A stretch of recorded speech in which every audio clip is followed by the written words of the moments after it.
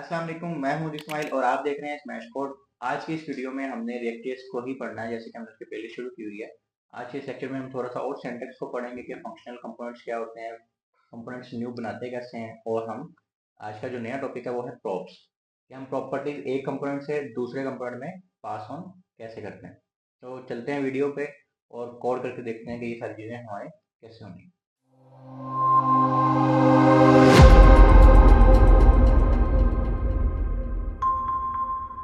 तो जैसे कि हमने देख लिया कि आज के इस लेक्चर में हमने पढ़ना है प्रॉप्स को, कि हम एक कंपोनेंट से दूसरे कंपोनेंट में डाटा कैसे पास ऑन करते हैं।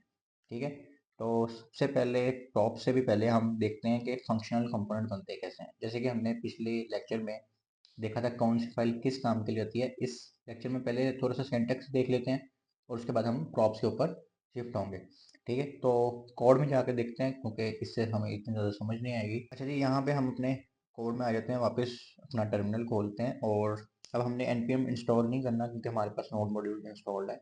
अब हमने क्या करना है हमने यहाँ लिखना है स्टार्ट हो जाए एक दफ़ा। अच्छा, अब हमने नोड मॉड्यूल्स तो हमारे इंस्टॉल्ड हैं, तो अब हम यहाँ से cmd अपना खोलते हैं और npm run dev, तो हमारी जो रिएक्ट की साइट है वो ऑन हो जाएगी और हमें वो बता देगा कि हमारी 5173 के ऊपर वेबसाइट लाइव है। ठीक है, हम यहाँ से कंट्रोल सी करके इसको कॉपी करते हैं और यहाँ पेस्ट कर देते हैं।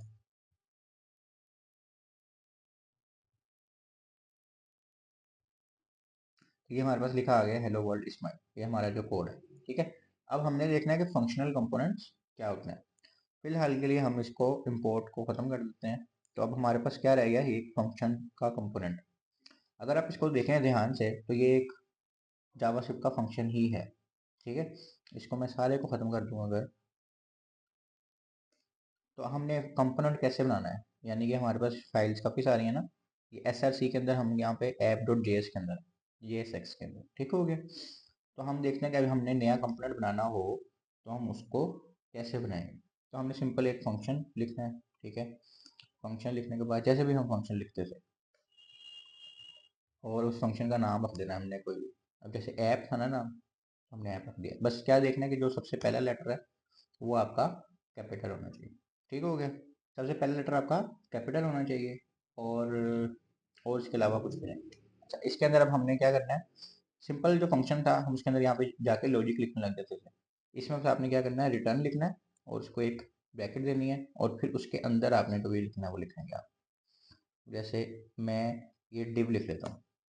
ठीक है, अब पहली बात तो ये यहाँ पे एक मसला आ गया कि डिव कैसे लिख ली। फंक्शन के अंदर तो हम एचटीएमएल नहीं लिखते ना, फंक्शन के अंदर तो हम सिर्फ लॉजिक्स लिखते हैं, लेकिन रिएक्ट जेएस के अंदर हम एचटीएमएल भी लिख लेते हैं, लॉजिक्स भी लिख लेते हैं, हर चीज़ लिख लेते हैं। तो अब हम एक नया कॉन्सेप्ट लेने लगे हैं कि जेएसएक्स क्या होती है। जेएसएक्स ये होती है, ये जो हम लिखने लगे ना रिटर्न के अंदर जो भी हम लिखेंगे वो जेएसएक्स होगी, यानी कि जावास्क्रिप्ट भी होगी, एचटीएमएल भी होगी, उसके अंदर हम इकट्ठे ही सारा कुछ लिख लेंगे। ठीक है, यानी पहले क्या था, हम फंक्शन वैसे बनाया मैंने जैसे हम जावास्क्रिप्ट में फंक्शन बनाते थे ना, ये वैसे ही फंक्शन है, लेकिन उसके अंदर रिटर्न के अंदर हम लॉजिक पास करते थे कि इसको इससे मल्टीप्लाई कर दो, इसको इससे डिवाइड कर दो, या इसका वो वेरिएबल देखो, ये करो वो करो। अब पर हम डायरेक्ट यहाँ पे एचटीएमएल लिखने लग गए हैं। ठीक है, और वो एचटीएमएल वहाँ पे शो भी होगी। कैसे होगी वो भी थोड़ी देर में हम देखते हैं। जैसे मैंने यहाँ लिख दिया हेलो वर्ल्ड। ठीक है, अच्छा अब हमारे पास एक और नया कॉन्सेप्ट है कि अब हमने अगर इस फंक्शन को यहाँ पे शुरू किया ना, अब हमने यहाँ पे एक्सपोर्ट भी करना है इसको, एक्सपोर्ट डिफॉल्ट ऐप। ठीक है, सिर्फ ये लिखना है आपने, यानी यह फंक्शन का नाम होगा, ये जो यहाँ पे आप नाम रखते हैं, कोई भी नाम रख सकते हैं, और यहाँ पे आपने उसको एक्सपोर्ट भी करना है। अगर आपने एक्सपोर्ट नहीं किया तो आप इस फंक्शन को कहीं और यूज़ नहीं कर सकते। ठीक है, अब ये फंक्शन हमारा यूज़ हो रहा है एक और फाइल में, मेन वाली फाइल, ये देखें, इसको भी हम अभी यूज़ करना सीखेंगे कैसे। लेकिन अगर मैं वहाँ पे एक्सपोर्ट नहीं करूँगा तो मैं इसको कहीं पे भी यूज़ नहीं कर सकता, तो जो इसके अंदर लिखा होगा वो हमारे ब्राउज़र में शो नहीं होगा। तो अगर हम जाके रिफ्रेश करें तो ये हमारा हेलो वर्ल्ड लिखा है। ठीक हो गया, तो ये हमारा सिंपल एक, पहले तो हमने फंक्शन बनाना यानी कि कंपोनेंट, फंक्शनल कंपोनेंट बनाना सीख लिया। डन होगी, यहाँ तक समझ आ गई बात की। अच्छा, इसके बाद अगर हम देखें हमारे पास अच्छा, मैंने आपको एक्सपोर्ट का भी बता दिया। अब इंपोर्ट देखते हैं हमने कि इंपोर्ट क्या चीज़ है। एक्सपोर्ट का मैंने आपको यहाँ बता दिया, तो हम देखते हैं कि इंपोर्ट क्या चीज़ है। अब जैसे कि हम एक वेरिएबल बना लेते हैं, सिंपल सा एक वेरिएबल बना लेते हैं, const name is equal to smile. ठीक हो गया। और उसको हम यहाँ पे यूज़ भी कर लेते हैं। जैसे आप जावास्क्रिप्ट में यूज़ कर, अब जब आपने यहाँ पे एचटीएमएल लिखनी है तो वो तो सिंपल लिख लिया आपने। जब आपने लिखनी है ना जावास्क्रिप्ट, तो आपने कैसे लिखनी है, आपने यहाँ पे कर्ली ब्रेसेस लगानी है और उसके अंदर आपने लिख लेना है जो भी आपके वेरिएबल का नाम है, या आपने कोई लॉजिक लगानी है तो कर्ली ब्रेसेस के अंदर लगानी है। ठीक हो गया। अब मैंने क्या लिखा, हेलो वर्ल्ड नेम, ये नेम का वेरिएबल लिखा, और नेम के वेरिएबल के अंदर क्या है, स्माइल। तो ये यहाँ पे क्या आ गया, हमारे पास स्माइल आ गया। ठीक है। अच्छा, अब एक और चीज़ देखते हैं। एक ना हम नया वो बनाते हैं कंपोनेंट, ताकि आपको मैं इंपोर्ट करना सिखाऊं। यहाँ से आपने एक न्यू फाइल बनानी है, इस SRG के फोल्डर के अंदर ही है। उसका हम नाम रख देते हैं स्टूडेंट डॉट JSX। ये इसकी एक्सटेंशन है JSX। ठीक है। अच्छा, ये अब हमने एक न्यू फाइल बना ली है स्टूडेंट डॉट JSX के नाम से। JSX इसकी एक्सटेंशन है, जैसे जावास्क्रिप्ट की JS थी, CSS की CSS थी, ठीक है, HTML की HTML थी, ऐसे इसकी JSX है। ओके हो गया। अब हमने करना क्या है, अब जैसे हमने वहाँ फंक्शन बनाया था ना, ऐसे हम किसी किस्म का भी फंक्शन बना सकते हैं। ज़रूरी नहीं कि फंक्शनल कंपोनेंट ही बनाना है, यानी कि वो पुराने तरीके से जैसे फंक्शन लिखते थे वैसे बनाना है। आप इस तरह भी बना सकते हैं, एरो फंक्शन भी बना सकते हैं। ठीक है। जैसे कॉन्स्ट में रख देता हूँ स्टूडेंट इज इक्वल टू, ठीक है, और बस मैंने करना क्या है कि उसके अंदर रिटर्न कर देना है, और फिर उसके अंदर मैं जो मर्जी लिख, जैसे मैं यहाँ पे भी एक डिव बना दी है, या उसके अंदर हम जैसे डिव भी बना देते हैं, और उसके अंदर हम दे देते हैं हाय, और चलिए फिलहाल यहाँ पे नाम लिख देते हैं। ठीक हो गया। अच्छा, अब क्या सीन है, अब हमने यहाँ पे स्टूडेंट लिखा है, अब हमने इसको एक्सपोर्ट नहीं किया, तो हम इसको इसको इसमें यूज़ नहीं कर सकते। ठीक है। आपने जितने भी कंपोनेंट्स बनाने हैं ना, एट द एंड आपने इसके अंदर यूज़ करने हैं, और फिर वो वहाँ पे शो होंगे, यानी वो किसी तरह लिंक्ड होने चाहिए इसके साथ। अच्छा, अब ये हम एक्सपोर्ट करेंगे,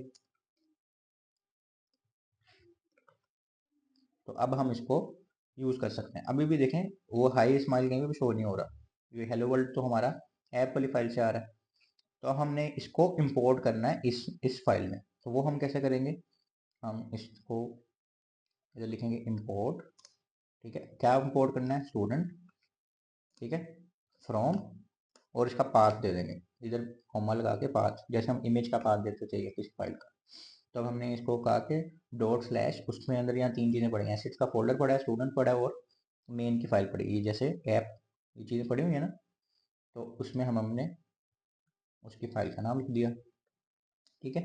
अब हम उसको इस नेम की जगह, या कहीं पे भी नीचे भी कर सकते हैं, हम इसको कॉल करेंगे। हमने लिखना स्टूडेंट, जैसे हम HTML में एक टैग बनाते हैं ना, सेल्फ क्लोजिंग टैग, वैसे लिखना है इसको। अब ये हमने स्टूडेंट का कंपोनेंट इसके अंदर लिख लिया। ठीक है, यानी ये पूरी फाइल इसके अंदर इनक्लोज हो गई, जो भी उस फाइल के अंदर लिखा होगा वो यहाँ पे शो हो जाएगा। ये देखें, ये हाई स्माइल लिखा हुआ है। यानी अगर मैं यहाँ पे नाम चेंज कर दूँ, मैंने लिख दिया स्मैश कोड, ठीक है, तो अब खुद ही वहाँ पे चेंज हो गया। ठीक है। तो ये इंपोर्ट का सीन है, यानी एक्सपोर्ट का भी मैंने आपको बता दिया, और आपको मैंने इंपोर्ट का भी बता दिया। इससे क्या होता है कि हम छोटी छोटी फाइल्स बना सकते हैं, रीयूजेबल कंपोनेंट्स बना सकते हैं। ठीक है। और काफ़ी हेल्पफुल हो जाता है हमारा काम करना, और बड़ी बड़ी वेबसाइट्स को टुकड़ों में बना के फिर बाद में आपस में जोड़ना। ठीक हो गया। अच्छा जी, अब हमने कंपोनेंट बनाना भी सीख लिया है, इंपोर्ट भी सीख लिया है, और एक्सपोर्ट भी सीख लिया है। स्लाइड्स पे जाकर देखते हैं अब हमारे पास और क्या लिया। जैसे फंक्शन कंपोनेंट भी देख लिया हमने, इंपोर्ट एक्सपोर्ट भी देख लिया हमने, और हमने एक नया कंपोनेंट भी बनाकर देख लिया। ठीक है। अब हम देखते हैं JSX क्या होती है, यानी इसको और डीपली देखते हैं। JSX हम देख लिया क्या होती है, कि हमने अगर HTML और जावास्क्रिप्ट को इकट्ठा लिखना है तो उसको हम JSX कहते हैं। पर हमने थोड़े से उसके यूज़ केसेस में देखे, वो भी देख लेते हैं।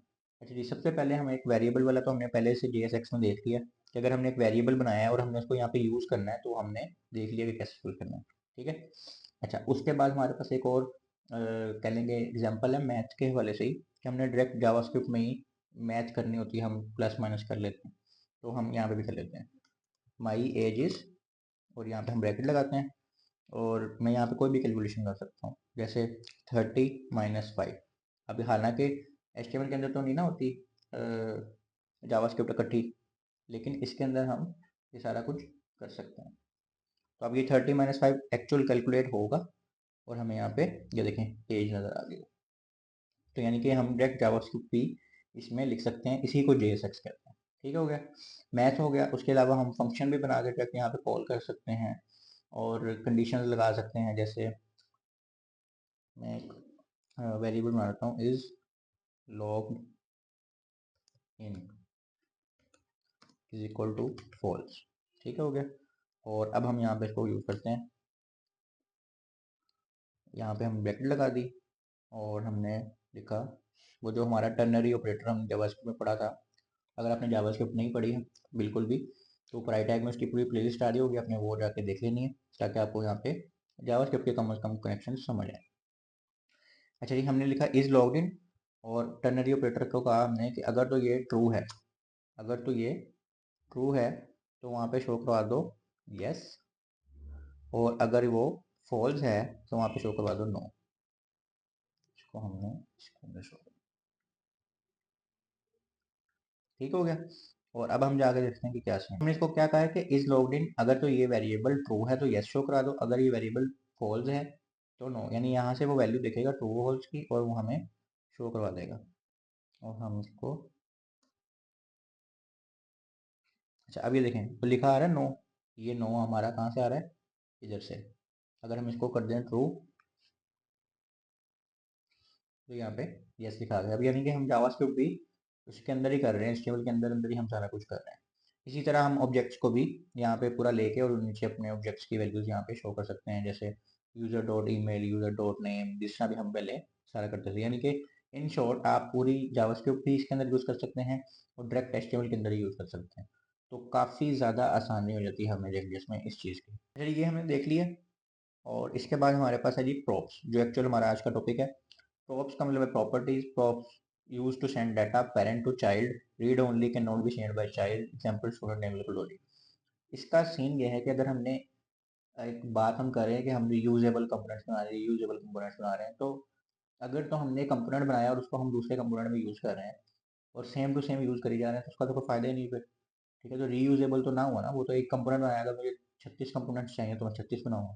तो वहाँ पे हमारा प्रॉप्स आता है, और वो हमें बहुत हेल्पफुल करता है। मैं इसकी एग्जांपल देता हूँ आपको कोड के अंदर, यहाँ से कट कर दो।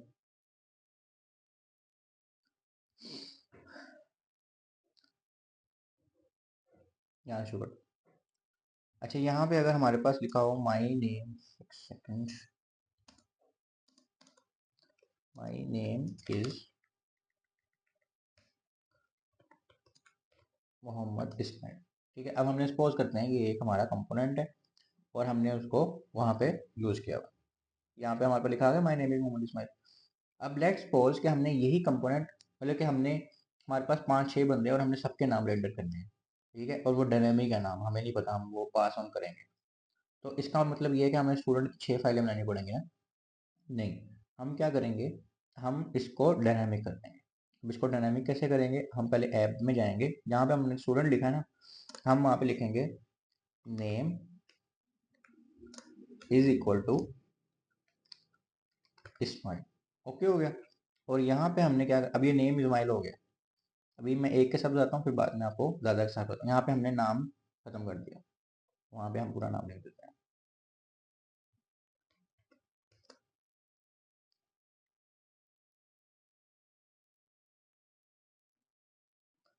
अब यहाँ पे जाके हमने माई नेम्स के आके ब्रैकेट लगा दी, और यहाँ पे हमने लिख दिया नेम, यानी वो जो हमें यहाँ से नेम आ रहा है वो यहाँ पे आ गया।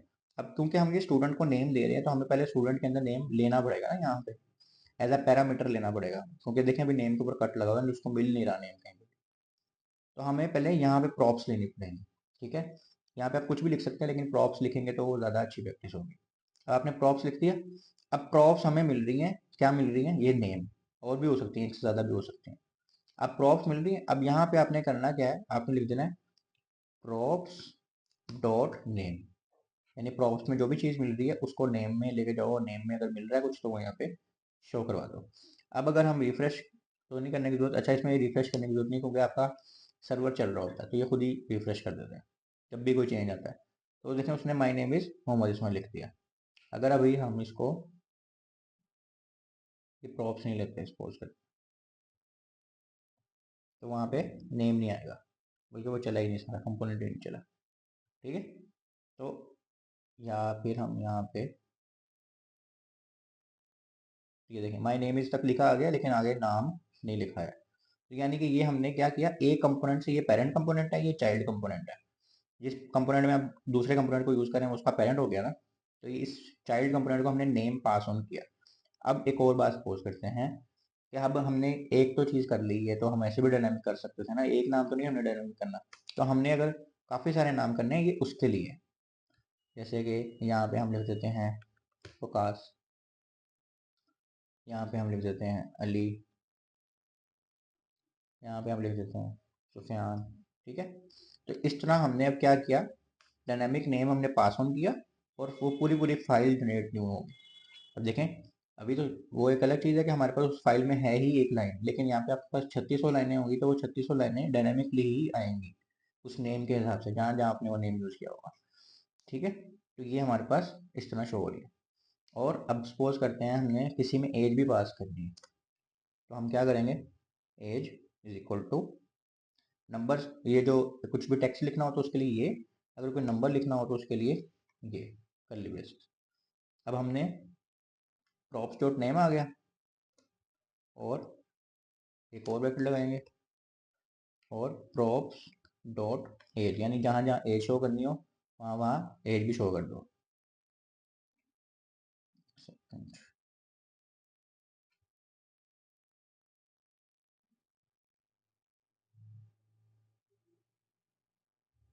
ठीक है, अब ये देखें माई नेम इज अली, और उसके आगे 25 भी लिखा हुआ है।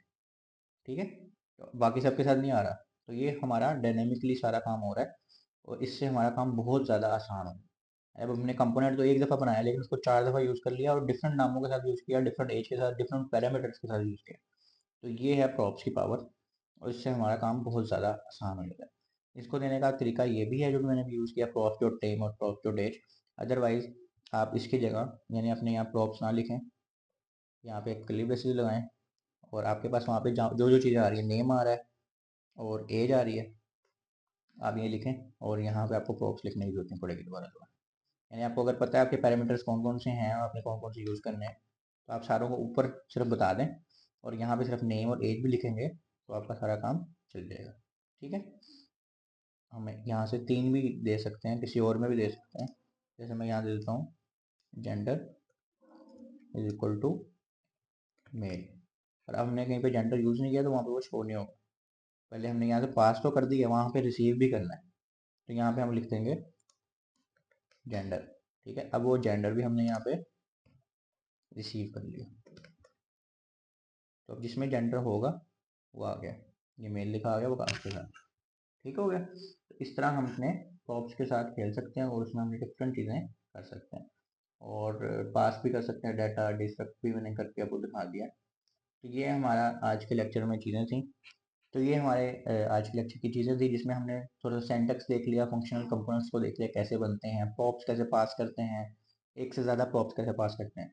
तो आपने आज जहाँ तक पढ़ा है इसकी प्रैक्टिस करनी है। अगर कोई सवाल हो तो आप फेसबुक के ग्रुप में भी पूछ सकते हैं, कैसे पूछना है वो आपको ऊपर आई टैग में वीडियो आ जाएगी, उसको देख लें, या फिर आप नीचे कमेंट्स में भी पूछ सकते हैं। अपना बहुत सारा ख्याल रखिएगा, मिलते हैं अगली वीडियो में। अल्लाह।